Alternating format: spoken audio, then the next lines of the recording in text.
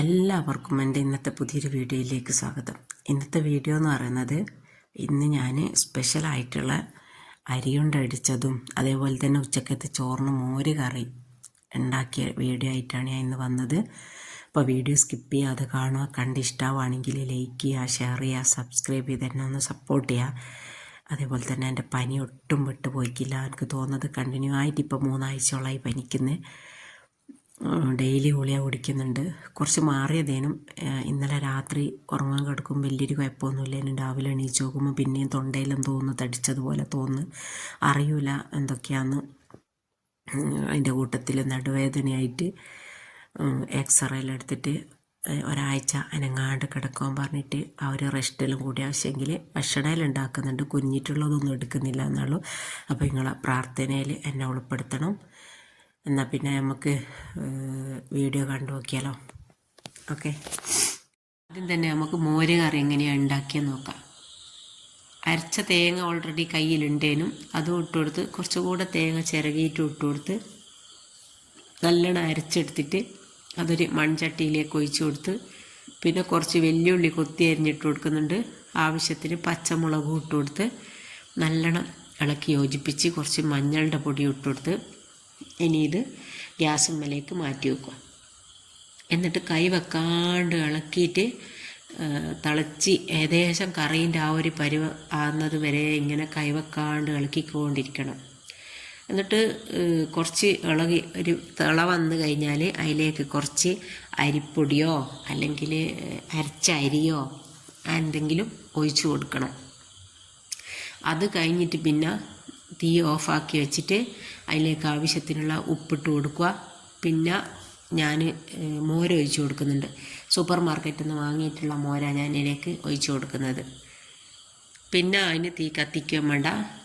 പിന്നെ വറവ് ഒഴിക്കണ്ടാത്ത ഒരേ ഒരു കറിയായിട്ട് ബാക്കി എല്ലാ കറിയും വറവ് ഒഴിച്ചിട്ടല്ലേ നമ്മൾ ഉണ്ടാക്കുക. ഈ മോര് കറി വറവ് ഒഴിക്കാണ്ട് ഉണ്ടാക്കുക. പിന്നെ ഈ അരിയും മോരും എല്ലാം കൂടെ ഒഴിച്ചു കൊടുത്താൽ പിന്നോട്ട് തീ കത്തിക്കുകയും ചെയ്യരുത്, അടിയിൽ പിടിച്ചു. അങ്ങനെ നമ്മളെ മോര് കറി ഇവിടെ റെഡി ആയിട്ടുണ്ട്. ഉച്ചക്കത്തെ ചോറെല്ലാം തിന്ന് ഇത് മോന് ഷോപ്പിൽ പോകാത്തൊരു ദിവസം പുരയിലുണ്ടേനും അന്നത്തെ ഒരു ഉച്ച ഊണായത്.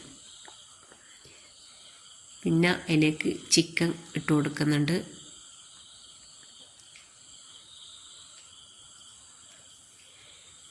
അങ്ങനെ ഇതാ നമ്മൾ മയെല്ലാം ആസ്വദിച്ച് ചോറൊന്നും അധികവും നമ്മൾ നല്ല സമാധാനത്തിലിരുന്ന് കഴിക്കുന്നതാണെങ്കിൽ അതിൻ്റെ കൂടെ ഒരു ചായയെല്ലാം ഉണ്ടാവും.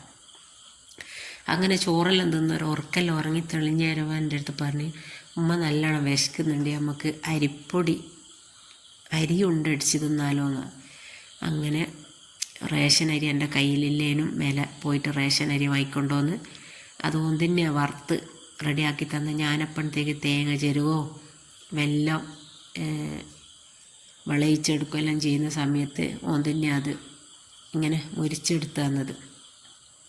അങ്ങനെ അത് നല്ലോണം അരി പൊരിച്ചിട്ടില്ല, അരി എന്നാ പറയുക, വറുത്തെടുത്ത് അത് മിക്സ് ചെയ്ത് നല്ലോണം പൊടിച്ച് റെഡിയാക്കി.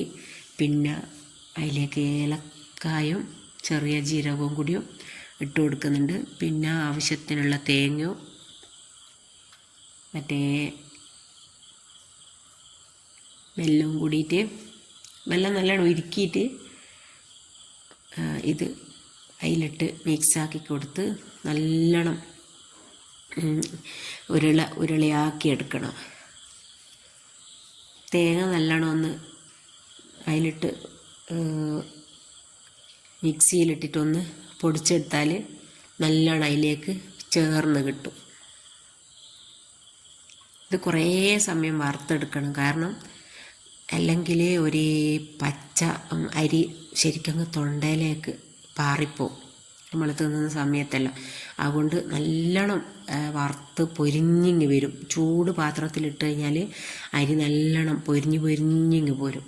അപ്പോൾ പിന്നെ പെട്ടെന്ന് അത് പൊടിച്ചെടുക്കാൻ പറ്റും. അങ്ങനെ പൊടിച്ച അരിയും ഏലക്കപ്പൊടിയും ജീരകത്തിൻ്റെ പൊടിയും തേങ്ങയും ഉരുക്കിയ വെല്ലവും എല്ലാം കൂടെ ഇട്ട് നല്ലോണം മിക്സാക്കി കമീറാക്കി. ഇനി ഇത് ഇങ്ങനെ ആയി വന്നേരം എൻ്റെ അടുത്ത് പറഞ്ഞു, ഇനിയിപ്പം നമുക്ക് ഒരു ഇലയിലും കൂടെ ചുറ്റിയിട്ട്, അങ്ങനെയാണല്ലോ ബേക്കറി എന്നെല്ലാം കിട്ടുക, അങ്ങനെ ആക്കിയെടുക്കാമല്ലോ എന്ന് പറഞ്ഞു. അങ്ങനെ ഇലയിലാക്കിയെടുക്കുന്നുണ്ട്. ഇല നല്ലോണം വാട്ടി അതിലേക്ക് ചുരുട്ടി റെഡിയാക്കിയെടുക്കുന്നുണ്ട്. അധിക സമയമൊന്നും വെച്ചില്ല.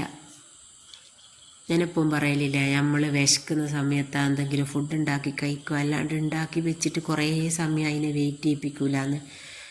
നല്ലോണം പള്ളേന്ന് വിളിയാളം വരുന്ന സമയത്ത് എന്തെങ്കിലും ഉണ്ടാക്കുക. പിന്നെ അധികമൊന്നും വെച്ച് താമസിപ്പിക്കൂല.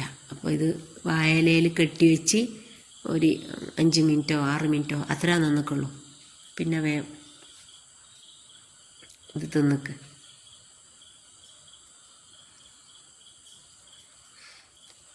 അപ്പോൾ ഇന്നത്തെ വീഡിയോ ഇത്രയൊക്കെ തന്നെയുള്ളൂ.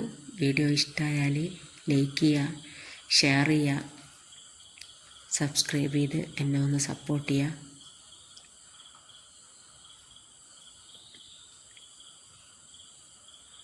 അപ്പോൾ ഇൻഷാ അല്ലാഹ് അടുത്തൊരു വീഡിയോ ആയിട്ട് വീണ്ടും കാണാം. അതുവരെ എല്ലാവർക്കും ടാറ്റാ, ബൈ.